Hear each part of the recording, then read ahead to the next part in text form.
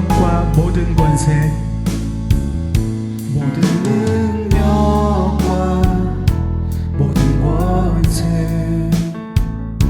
모든 것 위에 뛰어나신 주님, 세상이 증명할 수 없는 지혜로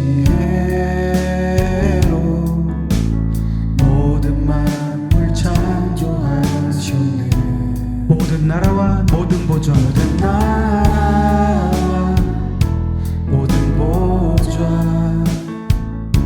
이 세상 모든 경이로움보다, 이 세상 모든 값진 보물보다 더욱 귀하신 나의 주님. 십자가 고통당하사 십자가 고통당하사 버림받고 외면당하셨네.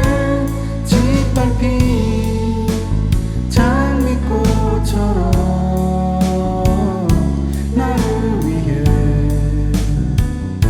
죽으셨네.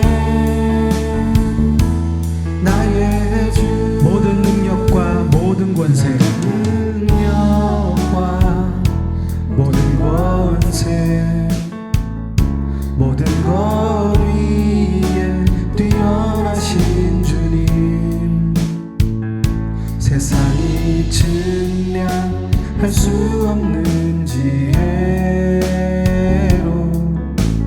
모든 만물 창조하셨네. 모든 나라와 모든 나라와 모든 보좌, 이 세상 모든 경이로움보다, 이 세상 모든 값진 보물보다 더욱 귀하신 나의 주님. 십자가 고통당해서 버림받고 외면당하셨네. 짓밟힌 장미꽃처럼 나를 위해 죽으셨네. 나의 주, 십자가 고통당하사 십자가 고통당하사 버림받고 외면당하셨네. 짓밟힌 장미꽃처럼 나를 위해 죽으셨네. 나의 주, 짓밟힌 장미꽃처럼 나를 위해 죽으셨네. 나의 주.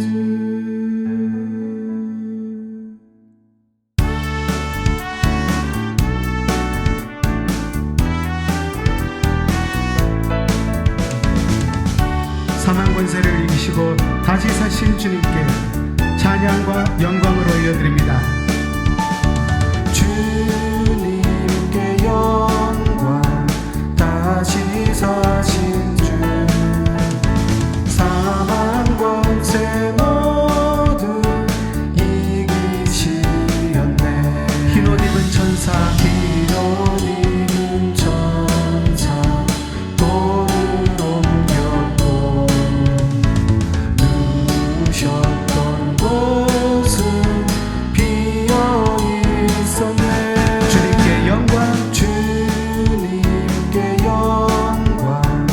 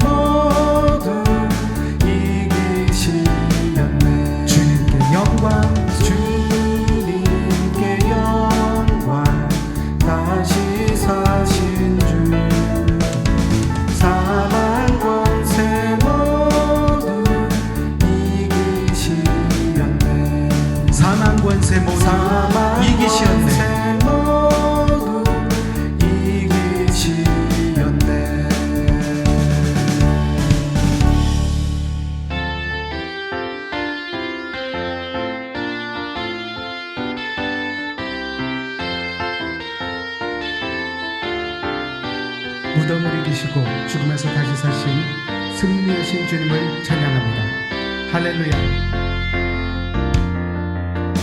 무덤 이기신 예수 죽으시고 다시 사셨네. 죄의 저주 끊으셨네. 예수 승리의 주 할렐루야. 예수만이 예주 할렐루야. 할렐루야. 할렐루야. 할렐루야. 영광의 찬양 주께. 할렐루야. 할렐루야. 할렐루야. 영광의 찬양 주께.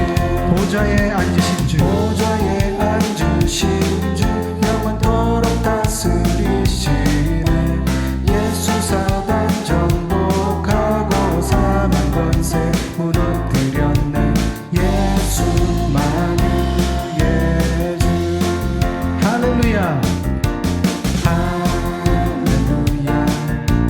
할렐루야. 할렐루야. 영광의 찬양 주께. 할렐루야. 할렐루야. 할렐루야. 영광의 찬양 주께. 다시 한번 할렐루야. 할렐루야. 할렐루야. 할렐루야. 영광의 찬양 주께. 할렐루야. 할렐루야. 할렐루야. 영광의 찬양 주께. 무덤 이기신 예수 무덤 이기신 예수 죽으시고 다시 사셨네. 죄의 저주 끊으셨네. 예수 승리의 주 할렐루야. 예수만이 예주 할렐루야. 할렐루야. 할렐루야. 할렐루야. 영광의 찬양 주께. 할렐루야. 할렐루야. 할렐루야. 영광의 찬양 주께. 보좌에 앉으신 주 보좌에 앉으신 주 영원토록 다스리시네. 예수 사단 정복하고 사망 권세 무너뜨렸네. 예수만이 예주 할렐루야. 할렐루야. 할렐루야. 할렐루야. 영광의 찬양 주께. 할렐루야. 할렐루야. 할렐루야. 영광의 찬양 한 번 더 찬양드립니다. 할렐루야. 할렐루야. 할렐루야. 할렐루야. 영광의 찬양 주께. 할렐루야. 할렐루야. 할렐루야. 영광의 찬양 영광의 찬양 주께. 영광의 찬양 주께. 영광의 영광의 찬양 주께.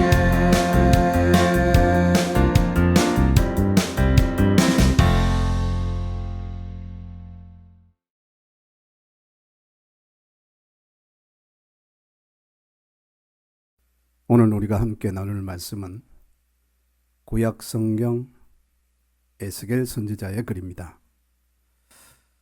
에스겔 37장 1절부터 7절까지 말씀을 보겠습니다.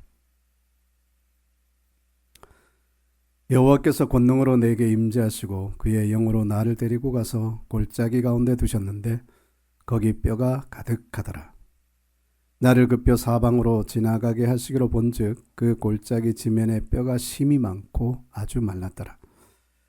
그가 내게 이르시되 인자야 이 뼈들이 능히 살 수 있겠느냐 하시기로 내가 대답하되 주 여호와여 주께서 아시나이다.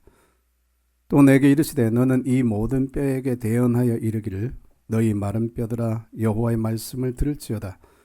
주 여호와께서 이 뼈들에게 이같이 말씀하시기를 내가 생기를 너희에게 들어가게 하리니 너희가 살아나리라. 너희 위에 힘줄을 두고 살을 입히고 가죽으로 덮고 너희 속에 생기를 넣으리니 너희가 살아나리라. 또 내가 여호와인 줄 너희가 알리라 하셨다 하라. 이에 내가 명령을 따라 대언하니 대언할 때 소리가 나고 움직이며 이 뼈 저 뼈가 들어맞아 뼈들이 서로 연결되더라. 아멘.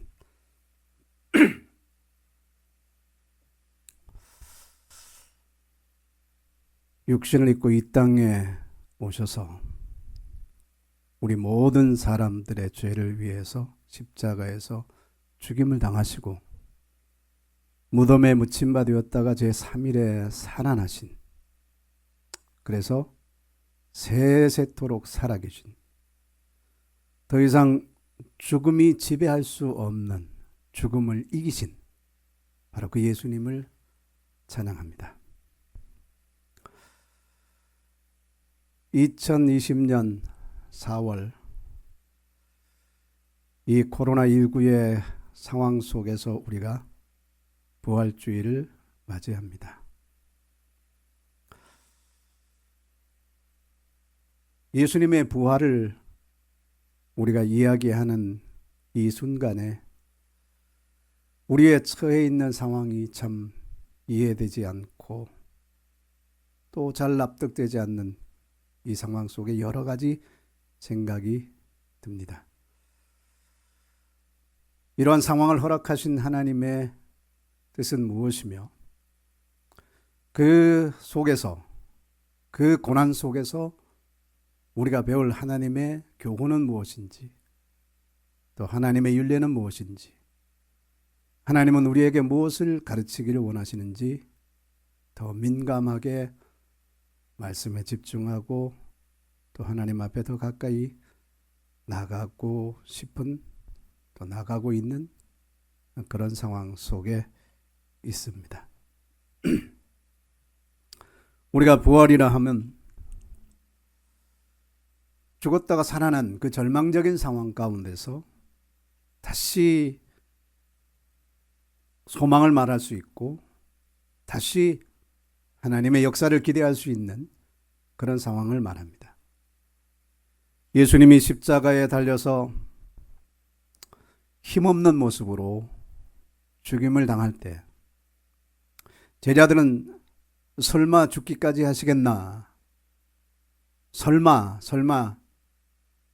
그런 마음으로 조바심 내며 기다려 보았지만 어느 순간이라도 병든 자를 고치고 죽은 자를 살리신 그 예수님이 십자가에서 강력한 능력으로 내려오실 수도 있을 것이다 라고 하는 그런 기대감을 가졌을 수도 있겠습니다만, 그러나 예수님께서는 죽으셨고 그 죽음은 확증되었습니다.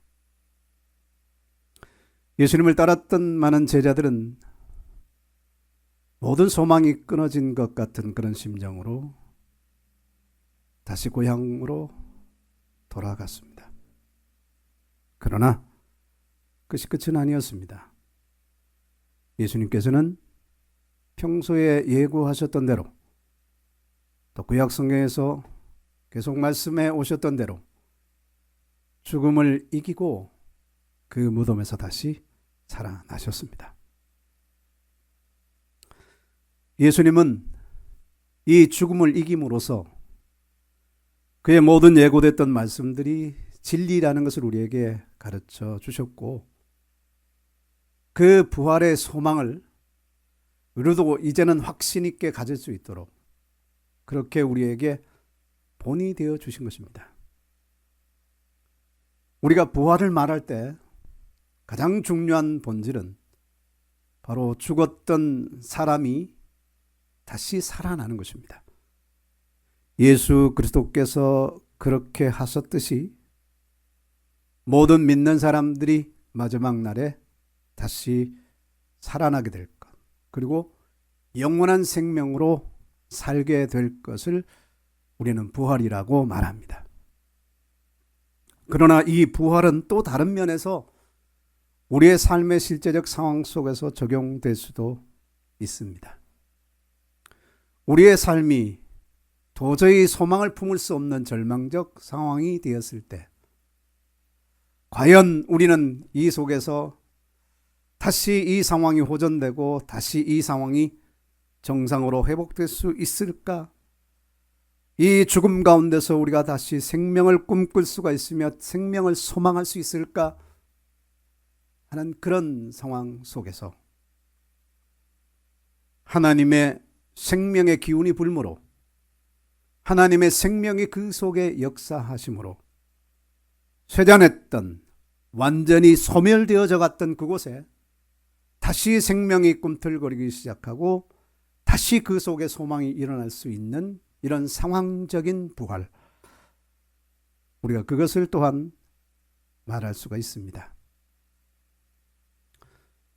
부활절을 맞이해서 우리는 이 부활에 관해서, 이 지금 현상, 우리가 지금 처해 있는 어찌 보면 상당히 암담하고 어찌 보면 길이 잘 보이지 않는, 언제쯤 이 상황이 끝나게 될까 하는 이런 암담한 상황 속에 있는 우리들에게 이 말씀으로 다시 한번 하나님의 살아계심과 하나님의 크신 능력을 우리가 다시 한번 상고하고 다시 한번 묵상하고 다시 한번 되뇌이며 다시 한번 그 상황을 우리가 인정할 수 있는 그런 이 예배 시간이 되어지기를 원합니다.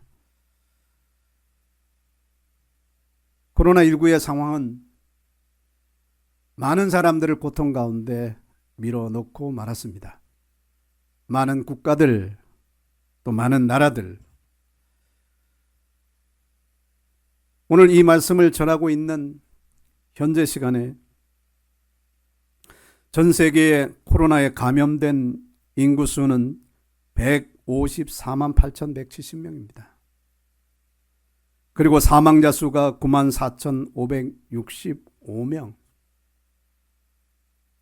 사실 질병에 걸린 사람의 숫자도 점점 더 기하급수적으로 많아질 뿐만 아니라 그 속에서 결국은 사망에 이르는 사람들도 점차적으로 더 많아지고, 이러한 상황들 뿐만 아니라 이것 때문에 우리의 삶에 그 후폭으로 찾아오는 수많은 경제적인 위험들, 그리고 국가적인 위험들, 체제의 위험들, 관계의 위험들, 이 많은 것들이 우리를 불안하게 만듭니다.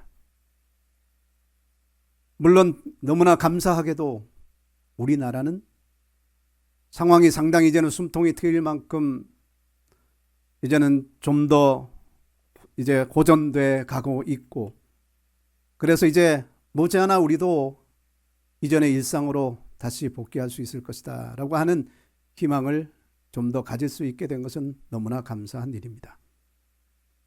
그러나 그럼에도 불구하고 전 세계에 또 이 나라 안에서도 개인적으로나 또 기업을 하는 사람이나 또 작은 규모의 사업을 하는 사람이나 실제적으로 이 코로나19 때문에 닥쳐온 위기들은, 그리고 그 엄청난 피해와 손해, 언제 이것이 복구될지, 언제 이것이 다시 원상복귀될지 알지 못하는 그런 상황 속에 고통하고 있고 암담해하고 있고 절망에 빠져 있는 수많은 사람들이 여전히 존재합니다. 어떤 사람들은 이것이 기회가 되어서 또 더 놀라운 그런 성공 가운데로 나아가는 사람들도 있는가 하면, 어떤 사람들은 이것이 정말 그의 인생에 아주 중요한 위기가 되어서 어떻게 헤쳐나가야 될지, 어디에서 길을 찾아야 될지 알지 못하는 그런 아주 심각한 절망감 가운데 빠져 있는 사람들도 있을 것입니다. 인터넷 매거진 인터비즈에 따르면 그 기사에 이런 다소 충격적이고 다소는 자극적인 그런 제목으로 기사를 쓴 것을 보았고, 많은 사람들이 이것으로 인해서, 이 기사로 인해서 또 충격들을 받고 있는 그런 내용을 우리가 볼 수가 있습니다. 기사의 제목은 이것입니다. 다시는 못 돌아갈 것이다. 코로나19 이전으로. 우리는 무엇을 준비해야 할까? 기사의 제목이 이렇게 시작되어집니다. 대부분의 사람들이 아직까지 깨닫지 못한 것이 있다. 몇 주, 몇 달이 지나도 코로나 이전의 상태로 되돌아가지 못한다는 사실이다. 평생이 걸릴 수도 있다. 우리는 막연하게 모든 것이 빨리 정상으로 돌아가기를 원하지만 팬데믹은 짧은 기간에 쉽게 해결 가능한 현상이 아니다. 바이러스 보균자가 전 세계 단 한 명뿐이라도 언제든 재발할 수 있는 것이 바로 전염병이다. 우리는 앞으로 하는 일, 직업, 운동, 사교, 쇼핑, 건강관리, 자녀교육, 가족 돌보기 등 삶의 모든 기반들을 근본적으로 바꿔야 할 것이다.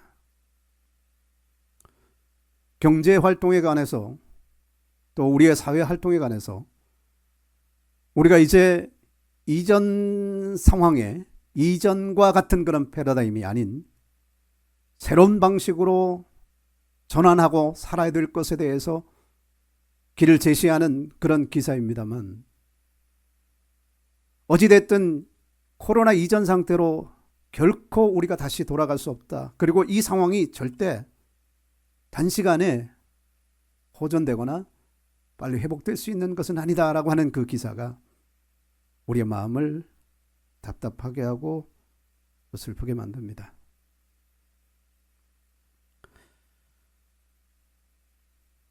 우리는 참으로 이런 상황에서 우리의 믿음의 사람들이 또 함께 공감하며 함께 고민하고 걱정하는 것은 우리의 모임이, 우리의 예배가, 또 우리의 그 모든 신앙적인 활동이 이전처럼 그렇게 정상적으로 회복될 수 있을까? 돌아갈 수 있을까? 만약에 돌아간다면 언제쯤 그렇게 그것이 완전히 자유롭게 가능할 수 있게 될 것인가? 이것에 대해서 우리 모두가 근심하고 또 우려를 가지고 있는 것은 사실입니다. 여기에 어떤 답이 있을까요? 언제쯤이라고 우리가 말할 수 있을까요? 그리고 반드시 회복된다고 우리가 말할 수 있을까요?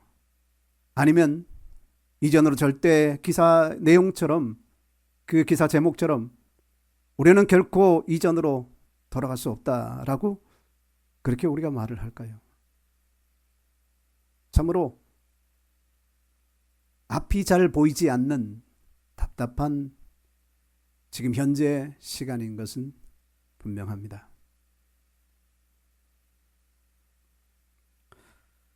그 기사에서 또 다른 기사를 보면 이런 내용이 소개되어 있습니다. 소비시장의 부정적인 결과들이 발생할 가능성에 대한 평가에 기반해서 사람들이 지각하는 그런 위험을 지각된 위험이다 라는 용어로 이제 표현을 합니다. 근데 그 지각된 위험에는 재정적인 위험, 기능적인 위험, 심리적 위험, 신체적 위험, 사회적 위험, 기회 상실의 위험, 그러한 유형들이 있는데, 코로나로 인해서 사람들은 여러 유형의 위험을 동시다발적으로 지각하는 것으로 보입니다. 그렇게 기사를 쓰고 있습니다. 우리가 무엇을 소비하거나 또 우리가 어떤 활동들을 하거나 우리가 느끼는, 우리가 지각하는 그런 위험 요소들이 있습니다. 그런 위험 요소들이 우리가 이 코로나 상황을 지나가면서 또 겪어나가면서 그 중심에 들어와 있으면서 우리가 그 속에서 우리가 느끼는 그런 위험들은 상당히 많습니다. 신체적인 위험도 있고 재정적인 위험도 있고 지금 현재 우리의 상태가 지속될 수 있을 것이냐 하는 그런 위험도 있고 우리의 기회가 상실되는 것 아니냐 하는 그런 위험들도 있고 심리적 위험, 사회적 위험 많은 것들이 있습니다. 이 기사는 코로나가 처음에 발생할 때 사람들이 느끼는 가장 큰 위험은 신체적 위험이라고 합니다. 그렇습니다. 신체적인 위험. 내가 걸리면 어떻게 하나. 그것이죠. 근데 시간이 지나갈수록 이 위험은 신체적 위험에서 좀 더 이제 확장돼 가고 다른 위험 요소로 더욱더 이제 그 비중을 더 가져가고 있다는 겁니다. 그 중에 하나는 사회적인 위험입니다. 그 사회적인 위험이란 소비면에서 볼 때 내가 어떤 제품을 구매할 때 이것을 사람들이 어떻게 생각할 것인가. 내가 만약에 확진자가 되고 또 나의 어떤 활동 반경, 활동 동선이 공개되었을 때 사람들은 나에 대해서 어떻게 생각할 것인가. 내가 만약에 다 모든 것들을 다 치료하고 나서도 사회로 다시 돌아왔을 때 주변 사람들이 보는 시선은 어떨 것인가. 사회적인 위험입니다. 사회적인 위험. 크리스찬들은 특별히 이번 이 상황 속에서 신체적인 어떤 위험보다도 사회적인 위험을 더욱더 느껴왔습니다. 사람들이 교회를 어떻게 생각할까? 사람들이 교회에 모이는 것을 어떻게 생각할까? 내가 교회에 간다라고 말하는 것을 사람들이 어떻게 생각할까? 나의 가족은, 믿지 않는 가족은 어떻게 생각할까?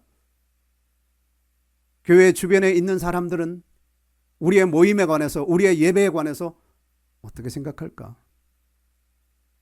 이 사회의 여론은 예배라는 그 자체에 대해서, 기독교 존재 자체에 대해서 어떻게 생각할까? 심할 때는 혐오의 수준까지 도달하는 것을 보면서 이것이 우리 믿는 사람들에게 신체적인 위협보다도 훨씬 더 강하게 우리에게 와닿는 사회적인 위험이다. 이런 사회적인 위험은 어느 시대에나 있어 왔습니다. 하나님의 사람들은 사실 이 복음 때문에, 하나님을 섬기는 그 믿음 때문에 믿지 않는 세상과 믿지 않는 그 사회 공동체로부터 많은 핍박과 많은 비난과 많은 어려움을 겪어왔습니다. 그것이 그들에겐 나중에는 신체적인 위험까지도, 신체적인 위협으로까지도 발전되기도 했습니다. 크리스찬이라는 이유로, 예수 그리스도를 주님으로 섬긴다는 그 이유 때문에 로마 제국으로부터나 또 유대 사회에서 예수를 받아들인 모든 사람들이 그 전통 유대 사회로부터나 많은 그런 사회적 위험을 당해왔습니다. 코로나 상황이 계속 진행되면서 하나님의 백성들은, 그리고 또 교회는 이런 사회적인 위험 요소에 우리가 노출되어 있고, 이런 것을 우리가 대단히 두려워하고 있고, 이런 것을 대단히 우리가 우려하고 있고, 그것 때문에 우리의 행동이, 그것 때문에 우리의 선택이, 하나님 앞에 나아가는 우리의 그 어떤 선택들이 제한을 받고 있다는 것을 부정할 수 없는 상황 속에 우리가 놓여 있습니다. 이러할 때 우리가 무엇을 어떻게 해야 될까요? 이러한 때 우리가 정말 하나님 앞에 다시 우리가 이렇게 질문할 수 있지 않겠습니까? 하나님, 이 상황이 언제 끝날까요? 하나님, 언제나 우리가 자유롭게 하나님 앞에 예배할 수 있을까요? 언제나 우리가 자유롭게 하나님 앞에 모여서 우리가 교제하고 마음껏 하나님의 이름을 높이 부를 수 있을까요? 우리가 주변 사람들에게 담대하게 우리는 크리스천입니다, 우리는 예수 믿는 사람입니다 라고 하는 것을 우리가 담대하게 말할 수 있는 그 상황이 과연 다시 완전히 회복될 수 있을까요? 지나친 우려일지도 모르지만 이것은 우리에게 대단히 중요한 문제가 되어질 수도 있습니다. 우리는 이러한 상황 속에서 하나님에 대한 확신이 필요합니다. 오늘 우리가 읽은 이 말씀, 에스겔서 37장에 있는 말씀은 우리가 지금 겪고 있는 이런 상황에 똑같이 동일하게 우리가 대비시킬 수는 없지만 그러나 상당히 많은 유사점을 가지고 있는 것은 분명합니다. 하나님께서 에스겔 선지자를 데리고 골짜기로 가셨습니다. 그리고 그곳 사방을 돌아보게 하시는데 에스겔이 그것을 보니까 완전히 말라버린 뼈들이 온 지면에 여기저기 널브러져 있습니다.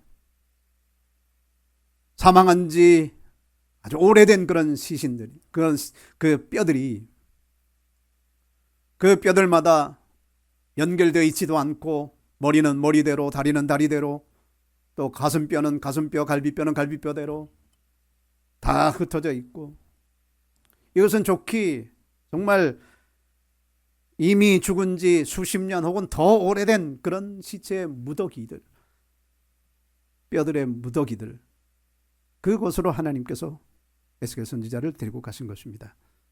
그리고 나서 에스겔에게 질문을 하십니다. 인자야, 이 뼈들이 능히 살 수 있겠느냐? 갑작스런 질문에 에스겔 선지자는 상당히 당황하지 않았을까 싶습니다. 그 질문이 너무나 예상 외 의외의 질문 아니었겠습니까? 네가 이것을 어떻게 보느냐? 이것이 무엇이겠느냐? 뭐 이런 질문이 아니라 이 말라 비틀어진 이 뼈들이 살아날 수 있겠느냐? 이 질문에 대해서 에스겔이 대답할 수 있는 말은 무엇일까요? 불가능하다고 말할까요? 아니면 살 수 있다라고 말할까요? 어떤 대답도 정답이 되지 않을 것은 분명합니다. 그런데 에스겔 선지자는 정답을 말했습니다. 여호와여, 주께서 아시나이다. 만약에 동일한 상황에서 하나님께서 우리에게 이와 같은 상황들을, 이와 같은 그 이미지들을 보여주시면서 이 뼈들이 능히 살 수 있겠느냐라고 물어보신다면 우리는 어떻게 대답할 수 있을까요? 아니, 꼭 이와 같은 상황이 아니라도 정말 유사한 아주 절망적인 상태를 우리에게 보여주시면서 도저히 불가능, 도저히 생각할 수도 없고 상상할 수도 없는 그런 상황들을 만약에 우리에게 보여주시면서 이들이 살 수 있겠느냐? 이 상황이 회복될 수 있겠느냐? 만약에 물어보신다면 우리는 어떻게 대답할 수 있을까요? 어쩌면 그것을 대답하기 위해서 우리는 우리의 지식을 다 동원할지 모르겠습니다. 내가 아는 모든 것들을 다 동원할지도 모르겠어요. 어쩌면 내가 경험했던 모든 것, 내가 듣고 보고 또 경험했던 모든 것들을 다 동원해서 그 질문에 대한 대답을 하려고 했을지도 모르겠습니다.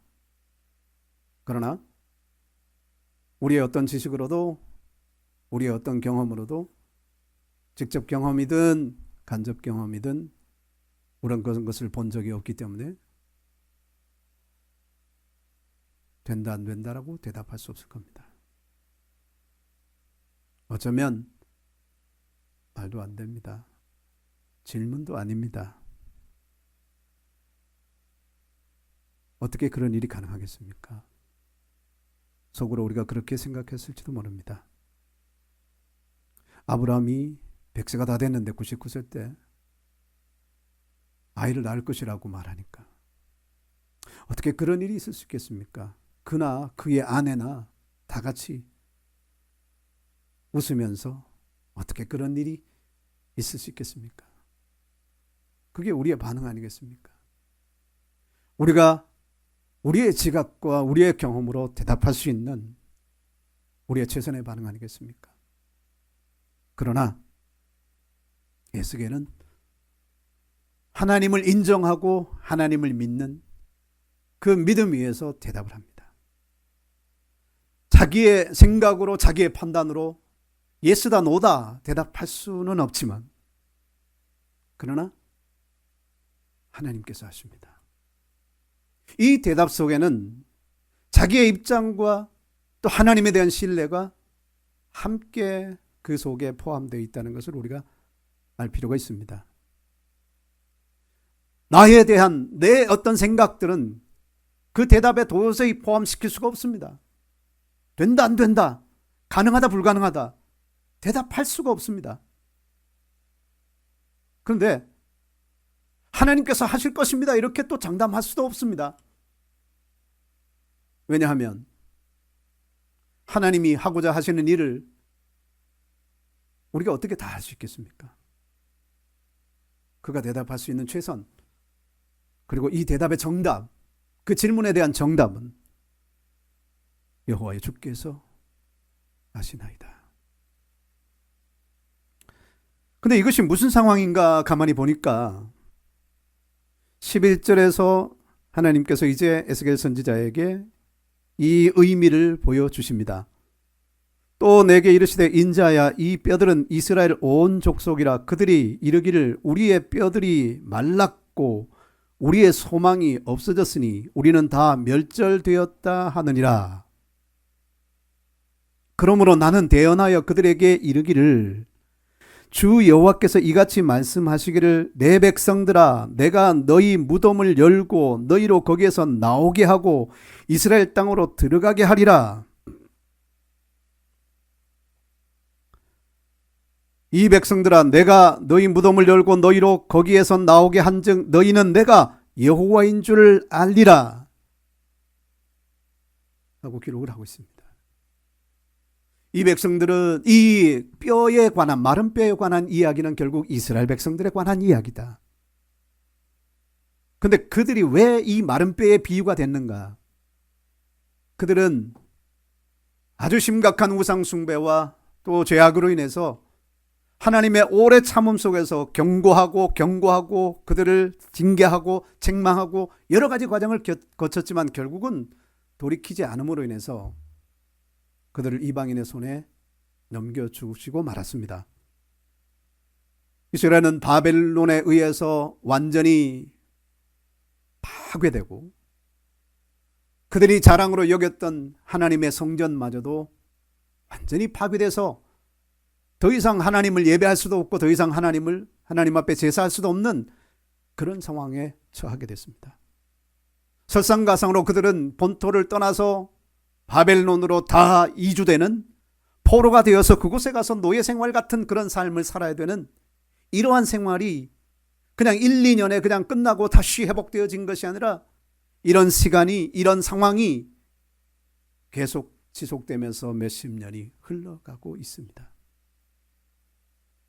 이 사람들 속에 처음에 가졌던 생각들은 우리가 과연 다시 우리의 땅으로 돌아갈 수 있을까?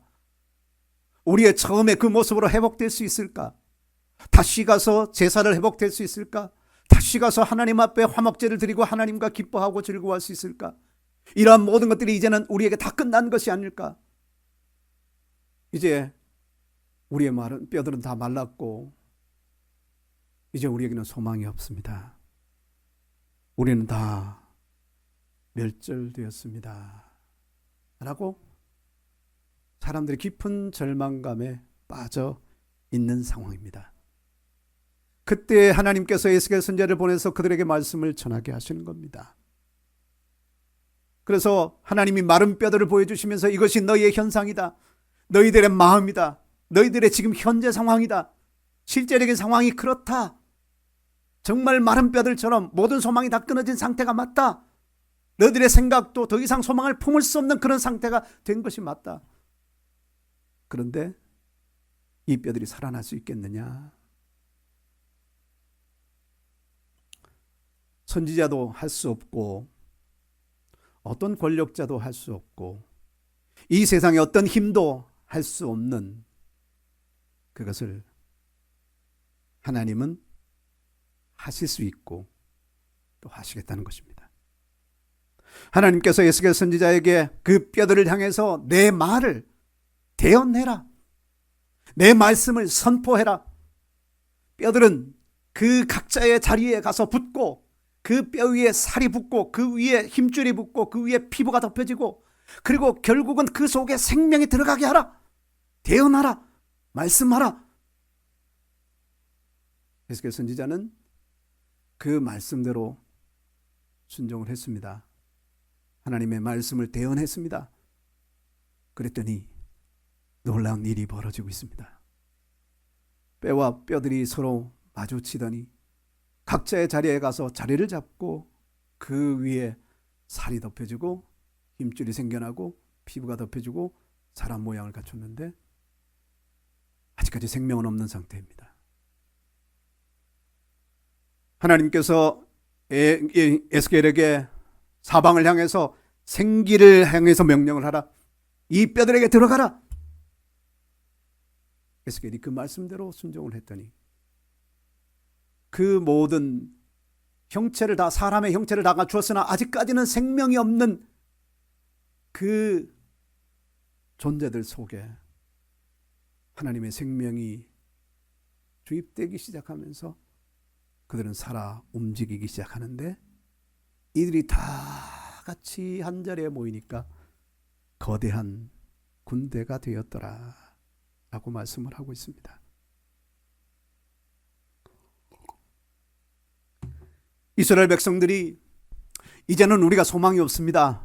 이제는 우리가 우리의 고향으로 하나님의 그 나라로 그 약속의 땅으로 다시 돌아갈 소망이 없습니다. 우리가 다시 성전을 건축하고 하나님을 예배할 수 있는 이런 소망이 없습니다. 우리는 다 끝났습니다. 우리는 다 멸절됐습니다. 하나님의 나라는 이 땅에 다 소멸되었습니다. 라고 절망에 있는 그 상황에 하나님은 내가 다시 일으킬 것이다 라고 말씀을 하고 있는 것입니다. 여기에 중요한 요소들은 이것입니다. 첫째는 에스겔 같은 믿음의 사람, 믿음의 고백자, 하나님을 붙드는 이러한 사람들이 필요한 것입니다. 우리가 국가적으로나 세계적으로나 또 더 좁게 범위를 말하자면 우리 개인적으로 혹은 교회적으로 이러한 남담한 상황에 처해 있고 이럴 때 우리가 정말 하나님이 우리에게 다시 생명을 불어넣고 다시 이전의 상태로 회복되고 더 나은 하나님의 나라와 영광을 꿈꿀 수 있겠느냐. 그렇게 말할 때, 그렇게 우리의 내적인 질문들이 들어올 때 우리는 어떤 생각을 품어야 되겠습니까? 안 될 것 같아. 상황이 불가능할 것 같아. 너무 힘든 상황이 됐어. 회복하기에는. 그런 생각으로 우리 마음에 품고 있겠습니까? 아니면 여전히 하나님의 주권을 인정하고 여전히 모든 상황이 하나님의 손에 의해서 통제되고 있고 그의 손에 붙들려 있다는 사실을 우리가 인정하고 주님이 아십니다 라고 대답할 것입니까? 이 세상에 하나님이 통제하지 못할 상황은 없습니다.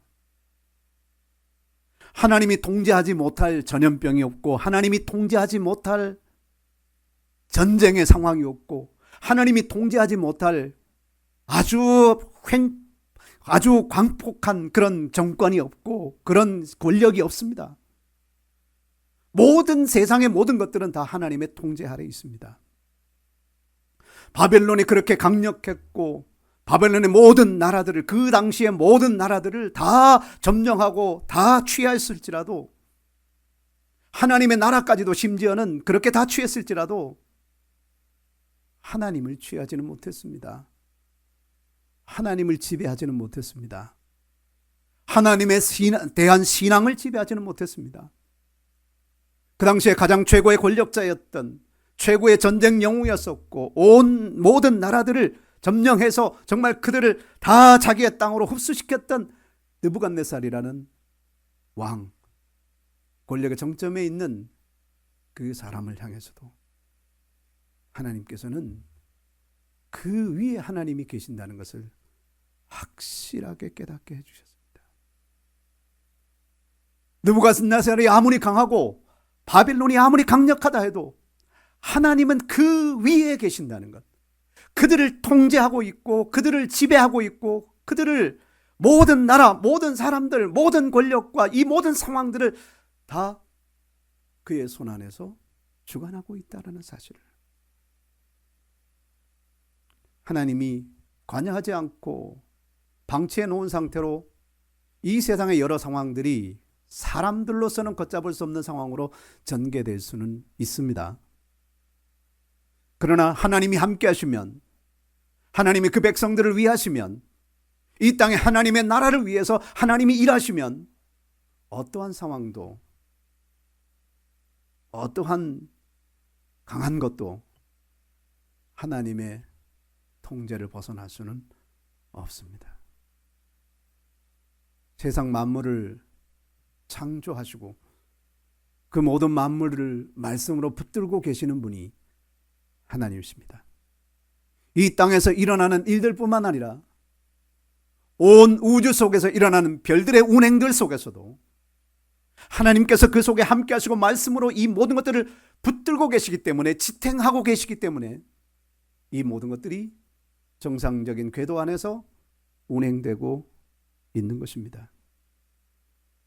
우리는 어떤 어려운 상황을 만나든 개인적으로나 교회적으로나 또 국가적으로나 세계적으로나 어떤 상황을 만나든 우리는 불가능하다, 절망이다, 우리는 마른 뼈들같이 이렇게 모든 것이 끝났다.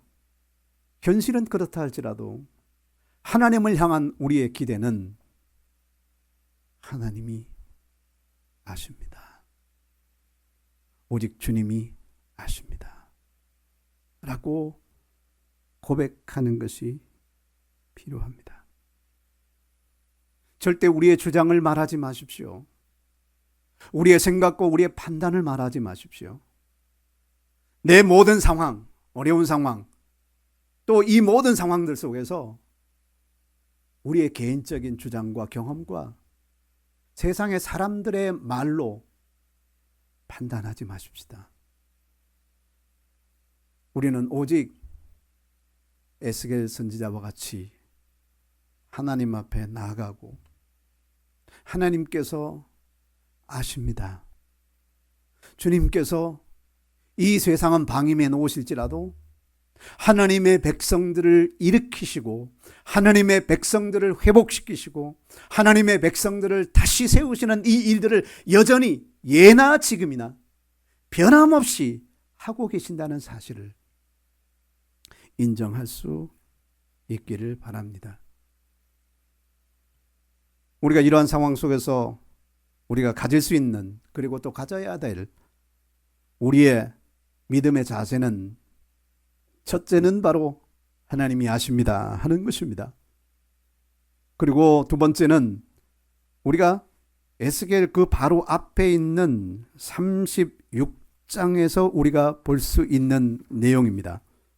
36장 37절에 보면 이렇게 하나님께서 말씀하고 있습니다. 주 여호와께서 이같이 말씀하셨느니라. 그래도 이스라엘 족속이 이같이 자기들에게 이루어 주기를 내게 구하여야 할지라 내가 그들의 수요를 양떼같이 많아지게 할 것이다. 하나님의 계획이 선포되어지고 하나님께서 이 백성들을 위로하고 회복하시고 다시 세우겠다는 그런 계획들을 가지고 계신 것을 우리가 확실하게 보았고 확실하게 인지했을지라도 해야 될 일은 이것입니다. 하나님이 그렇게 할 계획을 가지고 있다 할지라도 이 이스라엘 족속이, 이 하나님의 백성들이 이같이 자기들에게 이루어 주시기를 나에게 구하여야 할지니라. 하나님 앞에 이러한 모든 상황 속에서 하나님을 기대하고 하나님 앞에 기도하는 사람들, 그 사람들이 한 사람이든 두 사람이 됐든 또 수많은 사람들이 됐든 하나님을 붙잡고 기도하는 사람들, 하나님이 회복하실 것 아닙니까? 하나님께 회복하실 능력이 있습니다. 하나님은 자기 백성들을 일으키실 것이 아닙니까? 다시 부활시킬 것이 아닙니까? 하나님 그 계획을, 그 약속을 이루어 주시길 바랍니다. 이루시기를 바랍니다. 기도하는 사람들, 우리가 하나님 앞에 이러한 사람들이 더 우리 가운데 생겨나야 될 필요가 있습니다. 다만 우리가 불안해하고, 다만 두려워하고, 신체적인 위험을 두려워하고, 사회적인 시선들을 우리가 두려워하는 것에서 머물러 있지 아니하고, 하나님 앞에 우리가 나아가서 하나님을 바라보고 하나님이 이 모든 것에 치료하시고 회복하시고 하나님의 백성들을 다시 세우기를 원하는 그 간절한 마음으로 기도하는 사람들이 있을 때 하나님의 역사는 시작되고 진행되어 갈 것입니다. 또 한 가지를 굳이 말하자면 에스겔같이 하나님의 말씀을 받아서 선언하고 선포하는 것입니다. 우리는 이 상황 속에서 하나님의 약속의 말씀을 붙잡고 그 약속의 말씀을 인정하고 그 약속의 말씀을 끊임없이 우리가 시인하고 그리고 우리의 상황을 향해서 듣든지 아니 듣든지 선언하는 것입니다. 선포하는 것입니다. 시신들에게, 그 말라빠진 시체들에게 말한다는 것이 의미가 있는 것이겠습니까? 파도를 향해서 잔잔하라고 말한다는 것이 의미가 있는 것입니까? 태양을 향해서 멈추라고 말한다고 하는 것이 의미가 있는 것입니까? 그 대상들이 이 말을 듣고 있는 것입니까? 그 말이 하나님의 말씀이라면 듣습니다. 하나님의 말씀이 선포되는 곳에 그 말씀은 성취되는 역사들이 있습니다. 에스겔 선지자를 통해서 우리가 이 시대에 정말 부활주일입니다마는 우리가 정말 부활의 주님을 우리가 찬양하고 예배하기 위해서 모이지 못하는 이 상황, 참으로 암담한 상황, 하나님 앞에 예배하는 전이 있음에도 불구하고 우리가 예배하러 갈 수 없는 이 상황, 마치 바벨론에 포로되어서 끌려가서 고통하고 있는 이스라엘 백성들의 그 마음, 그와 같은 아픔을 우리가 이 시대에 겪고 있습니다. 우리는 하나님의 회복을 꿈꾸고 소망하고 시인하고 인정하고 기도하고 선포하면서 나아가야 할 것입니다. 그러면 이 땅에 다시 한번 하나님의 나라는 우리가 더욱더 담대하게 주의 복음을 말할 수 있고 예수 이름을 말할 수 있고 우리의 믿음을 고백할 수 있는 그런 시간으로 다시 회복되어질 것을 우리가 기대합니다. 다시 일으키시는 부활의 그 능력이 저와 여러분들의 마음속에 뜨겁게 일어나기를 원합니다. 신체적인 두려움을 극복하고 사회적인 두려움을 극복하고 미래의 경제적인 어떤 그런 두려움까지도 우리가 극복하고 살아계신 하나님을 더욱더 인정하고 경험하는 역사가 있어지기를 예수 그리스도 이름으로 축복합니다. 기도하겠습니다. 살아계신 하나님을 찬양합니다. 우리의 모든 상황 속에 함께 계시는 하나님, 말씀으로 세상을 창조하시고 그 말씀으로 아무것도 없는 것을 있게 하시고 그 말씀으로 죽은 자를 살려내시고 그 말씀으로 태양을 멈추게 하시고 그 말씀으로 파도를 잔잔하게 하신 그 말씀의 능력이 오늘 하나님의 말씀을 듣는 우리 사랑하는 심령들 속에, 지체들 마음 속에 더욱더 깊이 능력으로 심겨지기를 간절히 원합니다.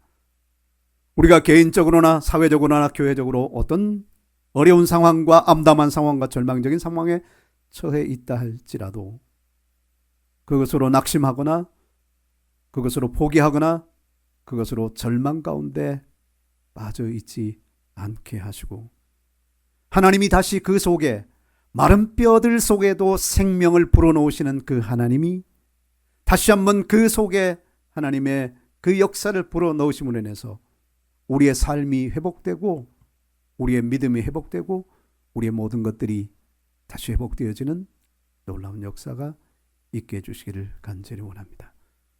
이 말씀을 듣는 모든 사랑하는 지체들의 심령 속에 죽음에서 살아나서 절망을 소망으로 바꾸어주신 그 하나님이 우리 안에 이 부활의 큰 기쁨과 영광을 더욱더 충만하게 채워주셔서 코로나의 상황을 우리가 다 이겨내고 기쁨으로 하나님 앞에 하나님을 찬양하고 예배하고 섬길 수 있는 그 때를 우리에게 가져오게 해주시기를 간절히 원합니다. 모든 영광을 주께 돌리며 살아계신 주 예수 그리스도의 이름으로 감사하며 기도드립니다. 아멘.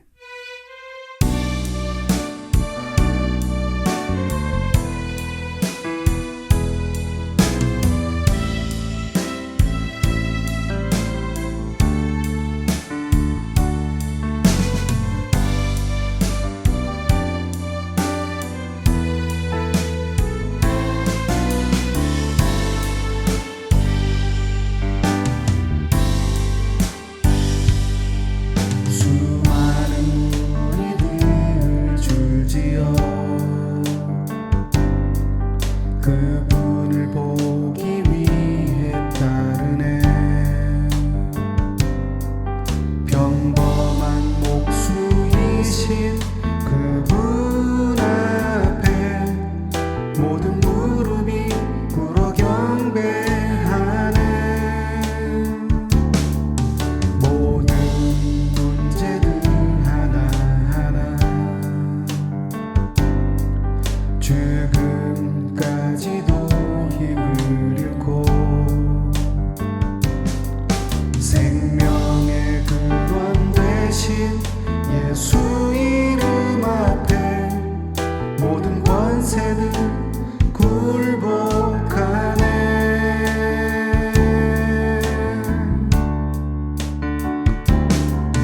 예수 이름 높이세. 능력의 그 이름 예수 이름 높이세. 구원의 그 이름 예수 이름을 부르는 자 예수 이름을 믿는 자 예수 이름 앞에 나오는 자 복이 있도다.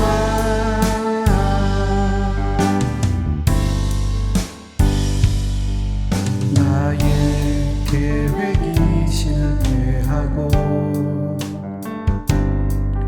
나의 소망이 끊어질 때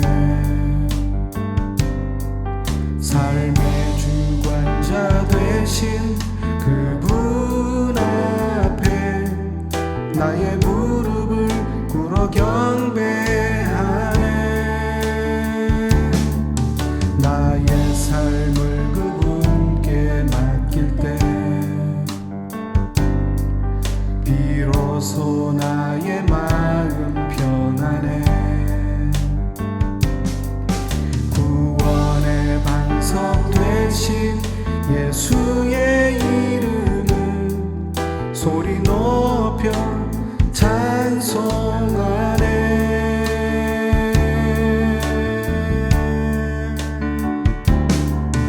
예수 이름 높이세. 능력의 그 이름 예수 이름 높이세. 구원의 그 이름 예수 이름을 부르는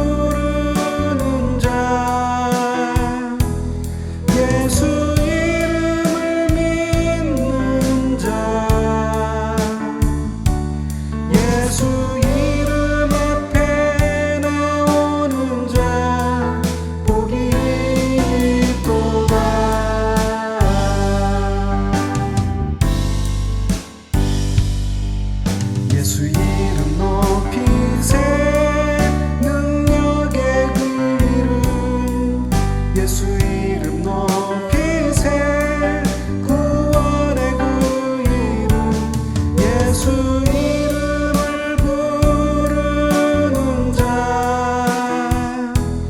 예수 이름을 믿는 자 예수 이름 앞에 나오는 자 복이 있도다.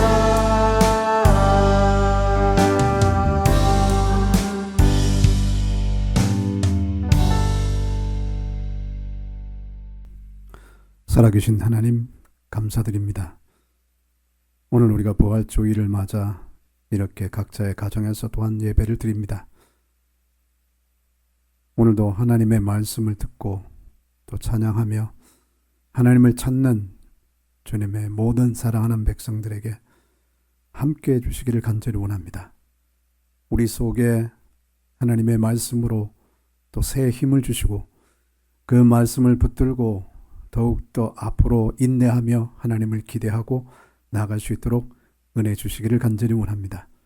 저들의 영혼을 더욱더 강건하게 하시고 저들을 신체적인 위험에서부터 지켜주시며 또한 저들이 직장이나 또 학업이나 또 하는 모든 일들 가운데 이 코로나 상황으로 인해서 위험이 닥쳐왔다면 하나님 정말 저들 가운데 역사하시고 또 새롭게 하셔서 이전보다 더 나은 하나님의 은혜로 충만하게 갚아주시기를 간절히 원합니다. 참으로 부활의 그 영광과 능력이 자라는 지체들의 모든 삶과 영혼과 가정과 하는 모든 일들 가운데 더욱더 충만하게 이루어지기를 간절히 원하오며 우리 주 예수 그리스도 이름으로 축복하며 기도드립니다. 아멘. 십자가 고통 당하사 버림받고 외면당하셨네 짓밟힌 장미꽃처럼 나를 위해 죽으셨네 나의 주 모든 능력과 모든 권세